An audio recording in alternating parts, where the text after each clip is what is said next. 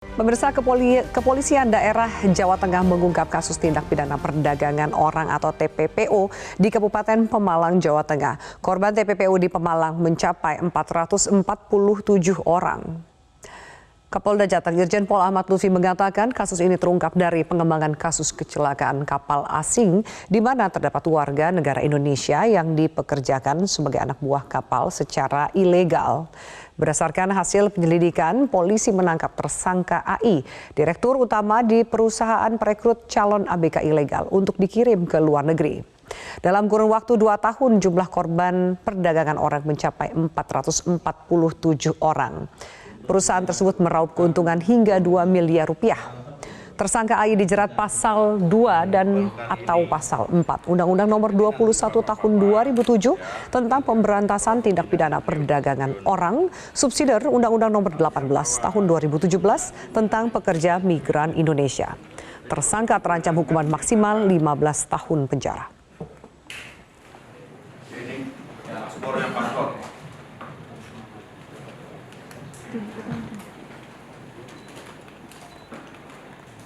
Izin Bapak, 1, 2, 3.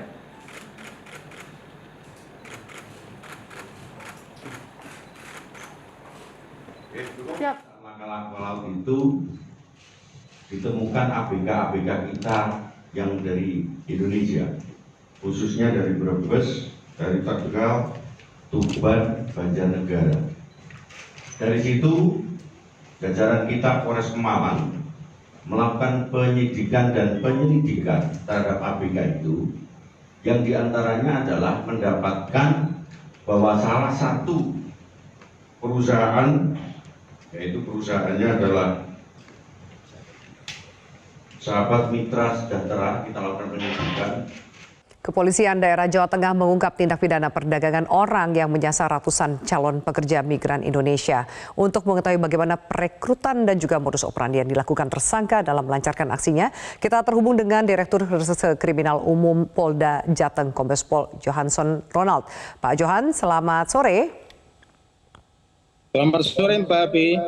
Ya, Pak Johan, bisa Anda jelaskan sejauh ini dari hasil pendalaman yang dilakukan kepolisian, sudah berapa pelaku yang ditangkap?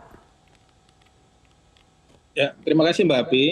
Masalah tindak pidana perdagangan orang atau perlindungan terhadap pekerja migran Indonesia, bahwa Polda Jateng saat ini kita telah melakukan pengungkapan atau penangkapan terhadap pelaku tindak pidana perdagangan orang. Yang pertama adalah di Cilacap.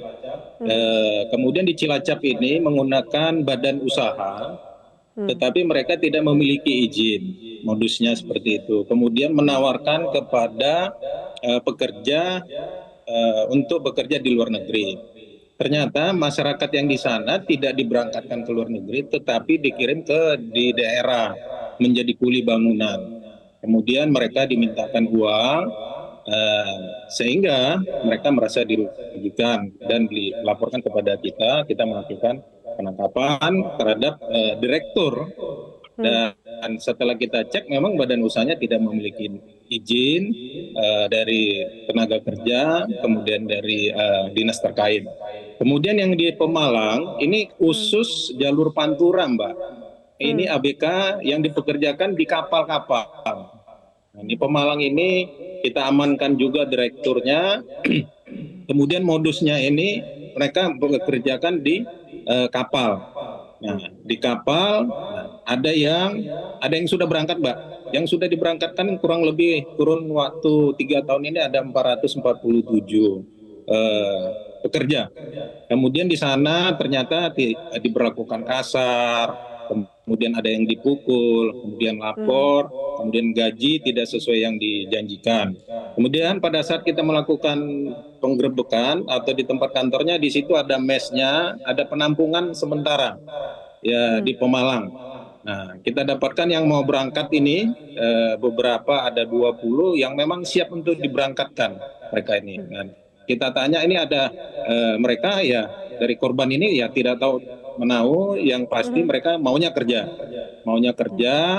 kemudian ditawarkan persiapan mau berangkat kita cek, izin tidak ada, semua tidak ada, kemudian fasilitas dan sebagainya kita amankan. Kemudian kita bawa ke kantor, kita proses hukum. Demikian, Mbak. Pak Johan, yang berkaitan dengan perekrutan, penipuan memberikan pekerjaan sebagai ABK, kemana sebenarnya mereka dijanjikan untuk diberangkatkan? Ya, itu macam-macam, Mbak. Ada di Fiji. Kemudian ada juga kapal-kapal penangkap ikan, Mbak. Penangkap ikan khusus ABK. Kemudian ada yang perorangan, Mbak, yang ditawarkan kerja di Spanyol, menjadi di Italia, di Belanda. Kemudian juga ada yang di Singapura, Malaysia, seperti itu, Mbak. Kadang-kala begini, Mbak, mereka yang sudah berangkat ke luar negeri, kemudian perlakuan tidak baik, kemudian melaporkan. Nah, ini kita tegas terhadap semua badan usaha yang tidak memiliki izin resmi dan sudah memberangkatkan pekerja migran Indonesia secara ilegal. Ini kita berantas. Jadi ada juga yang menjadi broker, Mbak. Jadi mencari di desa-desa di kampung, ditawarkan pekerjaan-pekerjaan, kemudian ya, Mbak. Ya, silakan Pak. Bagaimana broker ini membujuk para calon korbannya, Pak Johan? Silakan. Betul, membujuk gaji 1 bulan 17 juta, misalnya seperti itu, Mbak, ya. Kemudian si korban itu disuruh menyiapkan uang 70 juta untuk menyiapkan persyaratan-persyaratan. Nah, kemudian yang akan diberangkatkan ke Arab. Sebenarnya Arab ini kan dari tahun 2016 kita punya moratorium, kan tidak boleh memberangkatkan migran di sana. Kemudian katanya mau berangkat ke Malaysia. Jadi ada yang sudah menyetorkan uang, ada 5 juta, 10 juta, bahkan ada yang 100 juta. Nah, ini yang menjadi masalah. Nah, kemudian yang di Cilacap itu, Mbak, di Cilacap itu justru mereka dibawa ke Indramayu menjadi kuli bangunan di sana, bukan diberangkatkan ke luar negeri, seperti itu, Mbak. Pak Johan, bagaimana menumpas tindak pidana perdagangan orang ini bukan hanya menutup perusahaan atau menangkap direktur, termasuk juga menangkap broker-broker yang melakukan perekrutan kepada masyarakat dan memanfaatkan ketidaktahuan para korban? Ya, sesuai perintah Kapolri, Pak, kemudian Kapolda Jateng juga, bahwa saat ini kita melakukan penegakan hukum. Kita bersama-sama stakeholder nanti, BP2MI, kemudian tenaga kerja. Pasca pengungkapan ini kita akan melakukan dari Binmas, pemantauan, pembinaan kesadaran, ada trauma healing kepada masyarakat, bagaimana untuk mencari kerja yang resmi. Jadi mencari kerja yang resmi nanti dari stakeholder dari BP2MI ini akan menjelaskan seperti ini prosedurnya, ada pelatihan dan sebagainya. Jadi kita dari kepolisian fokus pada saat ini adalah penegakan hukum sesuai dari perintah Bapak Presiden, Bapak Kapolri, Bapak Kapolda Jateng.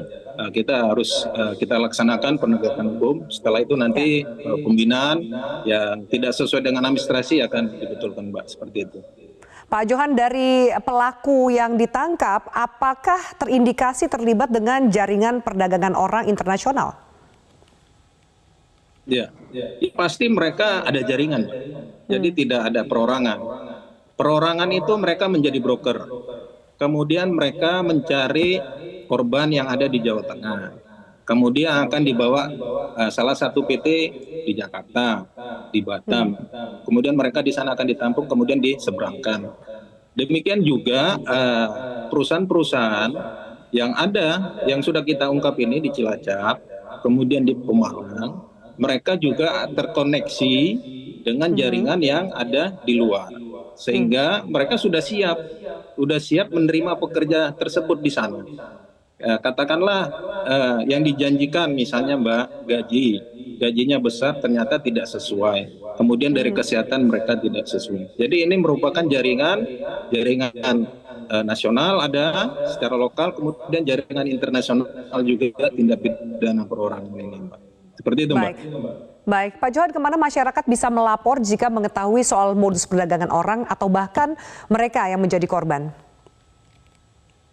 Ya, kita sudah buka pengaduan bahwa Polda Jateng pada bulan Maret sampai Mei 2023 kita sudah menangani 12 kasus tindak pidana TPPO. Kemudian masyarakat bisa mengadukan ke kantor polisi atau ke Polres.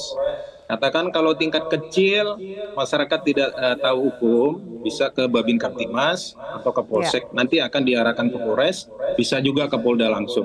Kita juga sudah ada unit TPPO, kemudian kita sudah membentuk Satgas TPPO daerah. Jadi silakan masyarakat bisa langsung juga kepada websitenya Polda Jateng bila korban berada di Polda Jateng. Demikian, Mbak. Ya. Baik Pak Johan, terima kasih untuk keterangan Anda di Metro hari ini. Semoga bermanfaat untuk pemirsa kami.